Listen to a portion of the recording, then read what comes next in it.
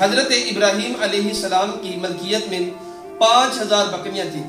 فرشتوں نے اس بات پر تعجب کیا کہ ان کے پاس اتنا مال بھی ہے اور یہ رب کے خلیل بھی ہے۔ ایک دن ابراہیم علیہ السلام اپنی بکریوں کے ساتھ نکلے اور ایک وادی کے کنارے پہنچے۔ وہاں ایک فرشتہ آدمی کی شکل میں آیا اور انتہائی خوبصورت الفاظ میں اللہ کی تسبیح بیان کرنے لگا، سبوح قدوس رب الملائکۃ والروح۔